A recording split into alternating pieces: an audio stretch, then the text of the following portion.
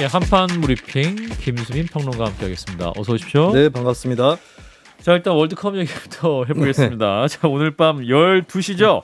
대한민국 월드컵 H조 3차전 포르투갈과 경기를 하게 되는데 반드시 일단 우리는 이기고 16강 진출을 기대해야 하는 상황 맞습니까? 그렇습니다. 무조건 이겨야 되는 것이고요. 예. 현재 다시 참고로 말씀드리면 포르투갈이 승점 6점입니다. 16강 진출 확정돼 있죠. 예. 가나가 3점, 한국과 우루과이가 1점인데요.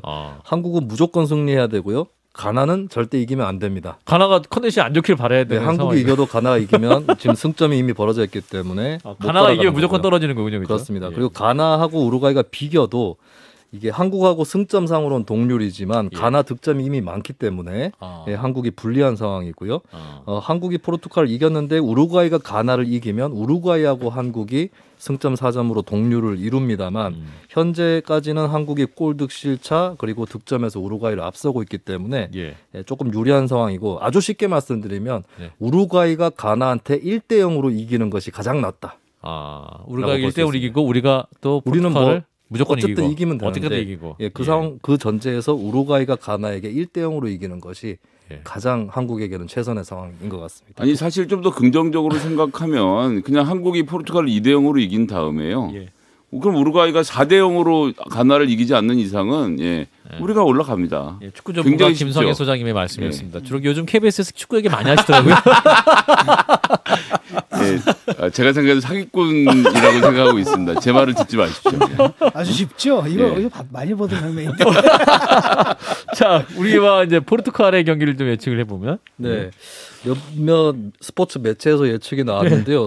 스포츠 채널 ESPN 같은 경우는 통계적 예측으로 한국 승리 17%, 예. 포르투갈 승리 59%, 무승부 24% 이렇게 예측을 했습니다. 예. 통계 전문 업체 옵타의 슈퍼컴퓨터는 한국 승리 19.3%, 포르투갈 승리 58.4%, 예. 무승부 22.3% 이렇게 예측을 했고요. 예. 영국 디애슬레틱에서는 한국 승리 확률 23%, 포르투갈 51%, 무승부 26% 이렇게 예측을 했습니다. 예. 편차는 있지만은 그래도 좀 포르투갈 쪽으로 기울어져 있는 예측들인데요. 일편단심. 그렇습니다. 하지만 영국 BBC의 해설가 인간 문어라고 불려지는 크리스 셔트는 한국의 1대0의 승리를 전망을 했습니다. 이분은 친한파인가요? 우리나라를 네. 위해서 이렇게 굉장히 이거 한국 외교부와의 커넥션 조사해봐야 돼 이거. 근데 주의할 점은 축구협회와의 서튼 커넥션. 씨가 최근에 좀 틀린 것도 있어서 네, 일본이 이렇게,까지 선전할 줄 모른다거나 이런 부분이 있긴 한데 예. 이분의 논리는 이렇습니다. 포르투갈에 부상자도 있고 예. 16강 이미 확정을 지었기 때문에 예. 일부 선수를 쉬게 해서 로테이션을 굴려줄 경우 예. 한국의 기회가 될 수 있다라는 그런 관측을 덧붙였습니다. 예. 그리고 포르투갈 출신이고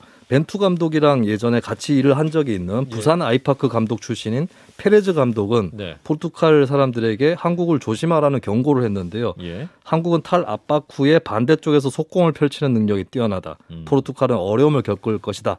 라고 주의를 했습니다. 그러면서 벤투 감독은 한국 대표팀 역사상 최장기간 팀을 맡은 감독이기 때문에 예. 벤치에 없다고 해서 결정적인 영향은 끼치지 않을 것이다. 라고 진단했습니다. 이미 이걸 부산 아이파크 감독까지 하신 분이 말이지 이런 말씀하시면 안 되지. 이런 경고하면 안 됩니다. 안심하십시오. 네. 포르투갈 국민 여러분 이래야지. 예. 알겠습니다. 한국도 포르투갈에서 축구를 하신 분이 계시다면 한국 예. 국민들에게 포르투갈 팀은 이렇다라고 주의를 주지 않을까요? 네, 그러니까 이해합시다 우리. 자, 여기서 또 이제 이분을 연결 안 할 수가 없습니다. 자, 반가운 목소리. 자, 카타르 문어. 자, 한준희 KBS 축구 해설을 연결을 해서요. 또 미리 예상해 보겠습니다. 자, 위원님 나와 계시죠? 네, 저 크리스 서튼 씨도 문어인데 뭐 전 세계에 문어가 너무 많은 거 아닙니까? 그래도 한판승부 공식 문어. 저 한준희 해설위원님. 영광입니다. 예. 자, 이제 한국 시간으로 한 5시간 후에 이제 경기를 하게 되는데 일단은 벤투 감독이 이제 벤치에 없고 김민재, 황희찬 선수가 좀 출전이 불확실한 상황이다라는 상황이라고 하는데 맞습니까? 네, 벤투 감독은 이제 퇴장 때문에 벤치에 나설 수가 없고요. 하지만 예. 이제 좀 전에도 말씀을 해주셨다시피 벤투 감독이 4년을 이 팀을 지휘를 한 데다가 예. 경기의 어떤 상황에 따른 플랜이라는 것은 사실 미리 다 계획을 세워놓는 것이기 때문에 예. 벤투 감독이 서로가 없더라도 우리가 어떤 스코어가 벌어졌을 때 혹은 뭐 우리가 앞서갈 때 뒤질 때 여러 가지 상황에 입각해서 예. 이미 뭐 코치진에게 여러 가지 계획은 미리 다 전달을 해놓을 겁니다. 다만 그럼에도 불구하고 역시 전쟁을 지휘하는 장수, 수장이 벤치에서 모습을 보이지 않는다는 대목은 우리에게는 뭐 약간의 손해라면 틀림없이 손해라고 볼 수가 있겠습니다. 그리고 김민재 선수와 황희찬 선수의 경우는 벤투 감독이 지금 불확실이다라고 이야기를 했습니다만 네. 그냥 저의 아주 과감성 있는 예측을 곁들이면 예. 황희찬 선수는 이제는 저는 나올 때가 됐다라고 생각을 하거든요. 그러니까 후반에라도. 햄스트링 부상, 네, 그렇죠. 그러니까 햄스트링 부상이라는 것이 이제 황희찬 선수가 여태까지 안 뛴 날수로 전체적으로 계산을 해보면 예. 지금쯤은 황희찬 선수가 한번 모습을 드러낼 때가 됐다. 물론 말씀하신 것처럼 선발로는 약간 무리가 될 수도 있으니까 이제 후반에 교체로 기용을 하는 한이 있더라도 저는 황희찬 선수가 그라운드 위에서 어쨌든 모습을 보일 거라고 생각을 하고 김민재 선수는 물론 지난 가나전에서도 약간의 그 불편한 듯한 모습이 있기는 했습니다만 제 생각에는 역시 김민재 선수는 웬만하면 선발로 나올 것이다. 그래서 결국은 김민재, 황희찬 이 두 선수를 그라운드 위에서 다 볼 수 있을 거라는 것이 저의 예측인데 예. 이것은 어디까지나 저의 예측임을 밝혀둡니다. 예. 그 김민재 선수도 아마도 본인도 어떤 부상이 조금 있다 하더라도 출장 의지를 불태울 가능성이 많기 때문에 또 그런 예측을 하시는 것 같습니다. 네, 그리고 정말로 뛸 수 없는 상황이 아니라면 김민재 선수가 우리 대표팀 수비진에 차지하고 있는 중요성 자체가 너무 크기 때문에 예. 사실 물론 선수 보호가 가장 우선이기는 합니다만 지금 정도 상태면은 김민재 선수가 그래도 나올 가능성이 안 나올 가능성보다는 저는 높다고 높다. 생각합니다. 자, 포르투갈 이제 붙어야 되는데 자, 일본에 패한 스페인처럼 16강을 확정한 상태에서 100% 전력으로 나올 것이냐. 우리 입장에서는 이제 100%로 안 나오면 그런 바람이 있긴 합니다만 어떻게 나올까요? 크리스 서튼 씨의 말에 제가 약간 덧붙일 것이 있는데요. 그러니까 서튼 씨 얘기는 지금 포르투갈이 이미 2승으로 진출을 확정을 지은 상황이고 또 부상 우려를 대비해서 로테이션을 돌릴 것이다라고 말을 했는데 예. 저는 여기에 이제 로테이션을 돌려야 하는 더 좋은 이유 하나를 말씀을 드리자면 브루노 페르난데스 선수, 네베스 선수, 후벤 디아스 선수, 조앙 펠릭스 그리고 이미 부상으로 뛸 수는 없습니다만 다닐로 페레이라까지 예. 이 선수들이 모두 지금 경고가 한 장이 있습니다. 그런데 경고가 누적이 되면 다음 16강전에 나설 수가 없거든요. 예. 그래서 제가 봤을 때는 포르투갈이 부상 우려 그리고 이미 진출했다는 점에 더해서 아하. 경고를 한 장 안고 있는 선수들의 경우에는 가급적 좀 활용을 덜하지 않을까라는 저는 예상을 하고 있어요. 그래서 포르투갈의 로테이션 비중은 분명히 한 절반 정도 로테이션은 가져가지 않겠나. 그러니까 얼마 전에 이제 프랑스 같은 경우는 사실은 거의 뭐 90% 이진급을 내보내기도 했었는데 예. 어제 또 스페인 같은 경우는 한 두어 명 빼고는 또 다 1진급이 나왔었죠. 그런데 포르투갈은 그것의 한 중간쯤 한 절반 정도의 로테이션을 가동하면서 우리와의 경기에 임하지 않겠나라고 저는 예측을 하고 있습니다. 오늘 우리 경기 심판이 또 그 아르헨티나 출신인데 그 레드 카드 10장을 줄 정도로 파쿤도 테오 심판 아주 엄격하신 분이어가지고 또 이게 포르투갈 감독도 이런 걸 또 감안할 수도 있겠네요. 네, 얼마 전에 이제 그 레드 카드 10장이라는 해외 토픽에 나올 만한 그러한 경기의 주심을 맡았던 사람이기도 합니다만 이 예. 주심이 꼭 그 경기 아니더라도 네. 전체적인 통계 누적치를 보면 분명히 카드를 많이 꺼내드는 심판입니다. 지금 아주 앵커께서 날카롭게 지적을 하셨는데 예. 심판의 성향을 고려하더라도 포르투갈은 경고 카드 누적에 있어서는 약간 몸을 사릴 수밖에 없지 않나라는 생각이 듭니다. 예. 자, 우리 저희 김성희 지난번에도 계속 이강인 얘기를 했었는데 또 두 경기 너무 잘해줘서 사람들이 이제 이강인 선발부터 투입한다는 얘기도 나오고 있고 여전히 후반에 나올 것이다 이런 얘기가 나오고 있는데 좀 어떻게 보십니까 이 부분은? 반반이라는 생각인데 예.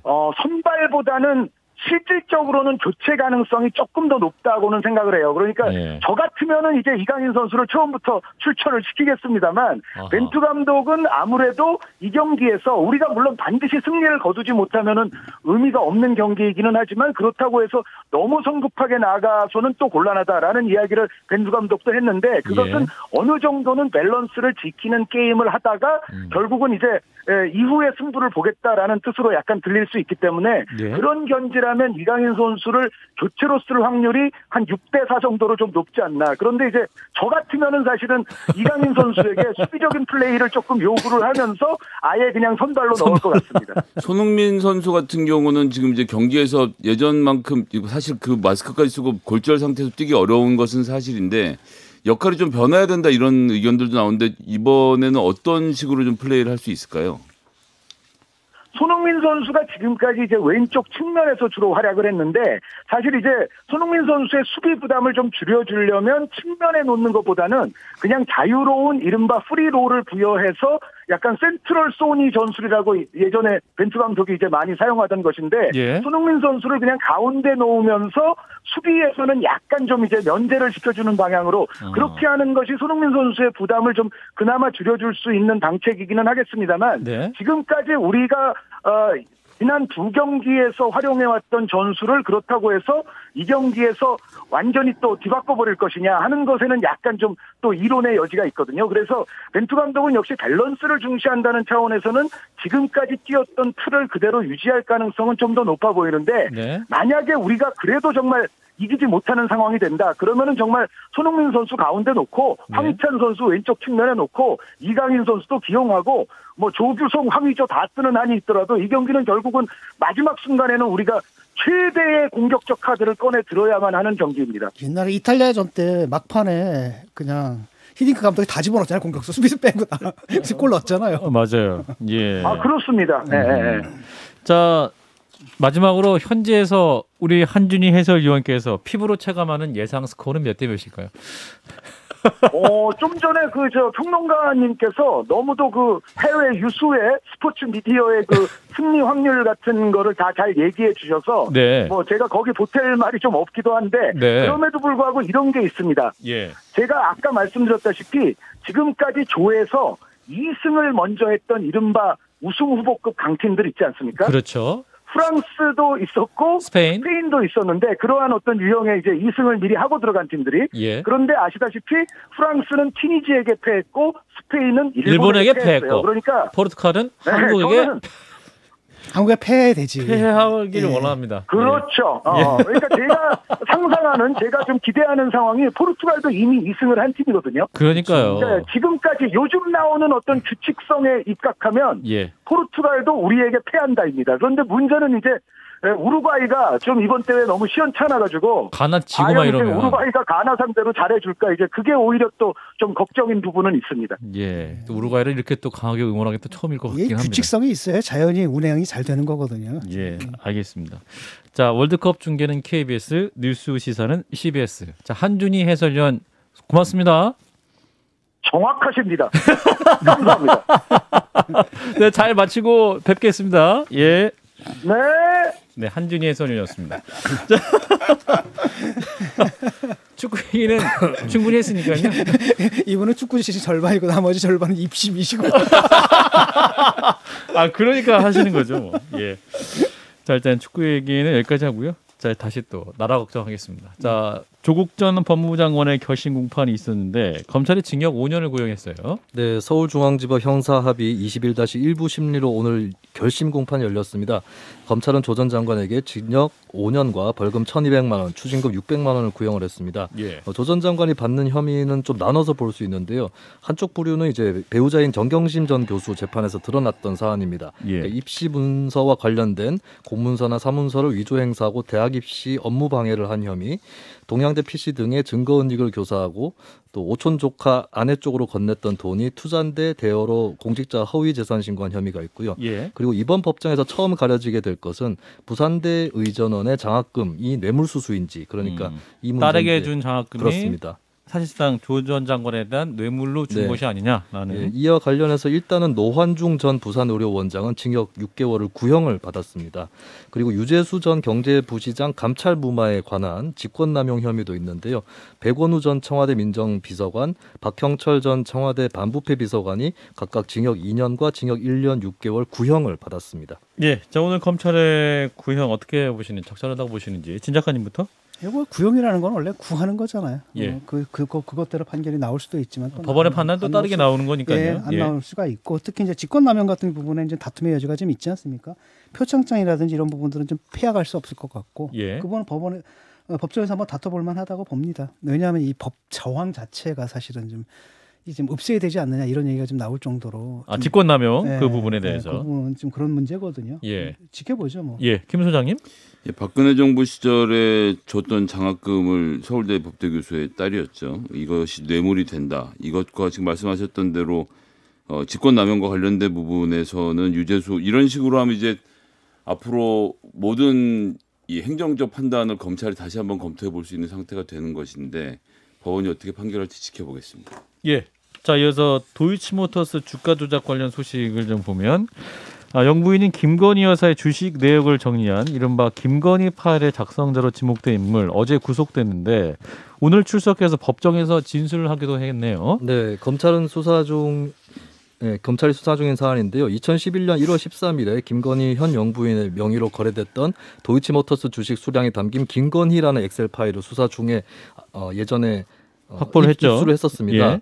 그런데 이제 투자자문사 임원인 민모 씨가 이 파일의 작성자로 지목을 받아왔는데요. 예. 2011년 1월이라고 했을 때는 주가 조작 2차 작전 시기였는데 예. 민모 씨는 권오수 도이치모터스 회장과 공모한 혐의를 받아왔습니다. 예. 지난해 수사 중에 민모 씨가 미국으로 출국을 했다가 여권 무효화라든지 인터폴 공조 이런 것들이 이어지면서 11월 29일 귀국을 해서 체포가 되었고요. 어제 구속영장이 발부가 됐습니다. 예. 오늘 법정에 민 씨가 출석을 했는데 검사가 2010년 주식거래 정황이 담긴 문자 메시지를 제시하자 내가 김건희 매자를 매매했다는 것은 기억도 없고 모르는 일이라고 대답을 했습니다. 김건희 계좌를 매매했다는 건 네, 기억이 없다. 그렇습니다. 그리고 김건희 영부인이 권오수 회장의 지인인지 당시에 알았는지에 대해서도 기억이 나지 않는다고 일단 밝혔습니다. 예. 자, 이 민모 씨 어떤 의미를 가진 인물로 봐야 될까요? 뭐 해당 사건의 핵심 인물로 봐야 되는 겁니까? 네, 일단은 이제 그 도이치모터스 주가 조작이 1차하고 2차가 있는데 예. 김건희 파일이 주목을 받았던 것은 이게 저장된 시점이 2차였다는 거거든요. 예. 그렇다면 이제 특히 이제 지난 대선 때 윤석열 대통령이 해명을 할 때 내놓은 자료라든지 이런 예. 것들이 사실 자료가 좀 특정 시기에 국한이 돼 있었고 그게 아하. 1차 조작 시기였습니다. 예. 그럼 2차 조작에도 또 관여된 그러니까 흔적이 있는 네, 것이냐? 본인이 관여했는지는 아직 알 수 없지만 통장은 관여가 되어 있는 것인데 예. 이 부분에 대해서 특히 이제 좀 더 주목이 되고 있는 것입니다. 그렇군요. 자, 현재까지 수사를 어떻게 보십니까? 이게 해외 나갔다가 귀국해서 지금 법정에도 나온 상황인 것 같은데요. 자, 진 작가님부터. 이 키맨이 되긴 힘든 것 같아요. 그러니까 쉽게 말하면 내가 김건희 계좌를 매매했던 기억도 없고 모르는 일이다. 그 다음에 당시 권오수 회장의 지인이었는지 기억도 안 난다라고 하니까 예. 이게 보면은 그 주가 조작에 당시에 사용됐던 계좌들이 90여 개가 있지 않습니까? 그 중에 하나였던 거고 그때만 해도 김건희라는 인물이 지금처럼 이렇게 유명한 인물은 아니었습니까? 예. 뭐 그런 상태이기 때문에 이게 왜냐하면 김건희를 못 잡아놓은 게 그게 뭐냐면 그 주가 조작에 사용된 계좌의 주인들 모두 다 이 사람들 법적으로 처벌할 수 있는 건 아니지 않습니까? 예. 그런 법리적인 문제가 있었기 때문에 사실은 지난 정권에서도 그걸 잡아 넣으려고 했는데 결국은 못 넣은 거잖아요. 그래서 그 상황에 본질적인 변화가 있을 것 같지는 않습니다. 자, 김 소장님은? 윤석열 후보가 후보 시절 당시에 그 1차 거래했던 내용 공개하면서 이 씨와의 관계 이야기하고 4달 동안만 거래했고 끊었고 손해봤다. 이것이 이제 그분들이 지금 얘기했던 핵심적인 내용인데 왜 그 이야기를 했느냐. 사실은 2차 주가 조작에서 벌어들인 돈이 많기 때문이죠. 그래서 여기에서 2차 주가 조작, 1차, 2차 두 차례 있었던 주가 조작에 91명의 전주 계좌주 중에서 유일하게 김건희 씨만 1차와 2차 전부 다 지금 본인의 계좌가 동원됐던 것이 있고 중요하게는 2차 회전 투자에서 이제 뉴스타파가 분석한 것을 보면 6억 7,800만 원의 수익을 거두었고 결국 예.